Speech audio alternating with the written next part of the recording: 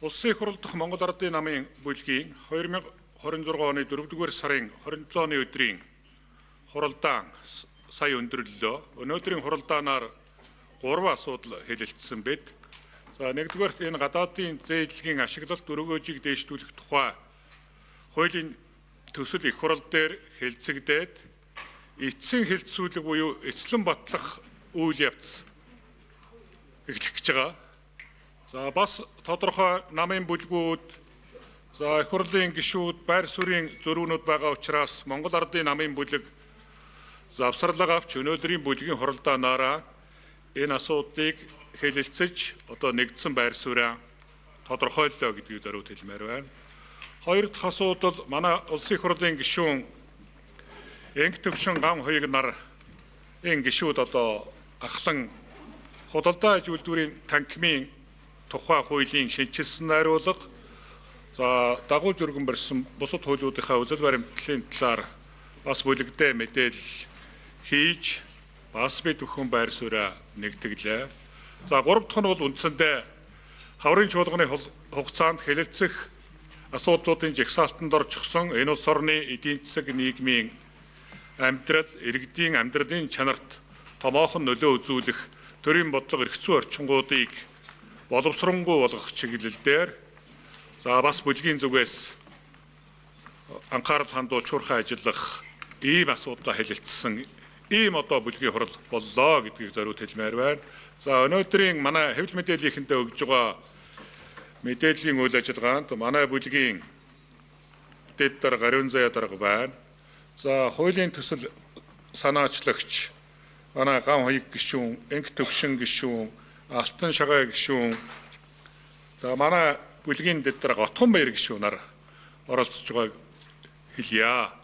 За гадаадын зээдлэгийн ашиглалт өргөөжийг нэмэгдүүлэх тухай хуулийн асуудал дээр бол эцсийн хэлэлцүүлэг буюу эцлэн батлах үйл явц руугаа орцсон гэдгийг би зориуд хэлсэн.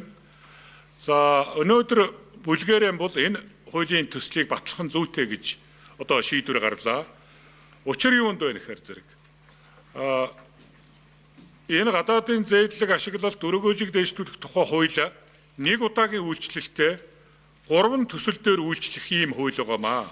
Нэгдүгээрт газрын тус боловсруулах үйлдвэр, хоёрдугаарт Эрдэнэ бүрэнгийн усан цахилгаан станцын бүтээн байгуулалтыг хийх тухай асуудал, гуравдугаарт Сэлбэт дэд төвийн асуудал. За эхний хоёр том төсөл бол угаасаа Энтхэгийн засгийн газар, Хятадын засгийн газар, Монгол улсын засгийн газар гэрээ хэлэлцээр хийгээд зээл авахаас 2 хүн батлаад үйл ажиллагаанууд аль цагийн эхэлсэн. Өнөөдөр биднээс төсвийн тогтвортой байдлын тухай хууль, за төсвийн хуулийнхаа зарим зохицуулалтаар хүнээс авах зээлээ богино хугацаанд бүрэн ашиглах гэр зэрэг төсвийн тодорхой хязгаарлалт зохицуулалтанд ороод бүрэн ашиглаж чадахгүй байна. Анх биднээс энэ зээллүүдийг авахдаа нэн хөнгөлөлттэй хямд өртөгтэй зээлүүд авсан.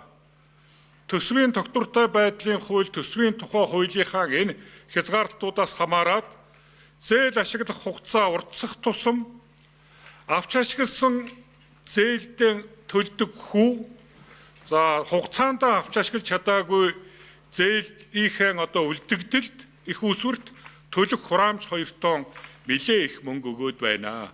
Энэ нь эргээд өнөө зээлийн маань өртгийг өсгөөд болж өгөхгүй байна.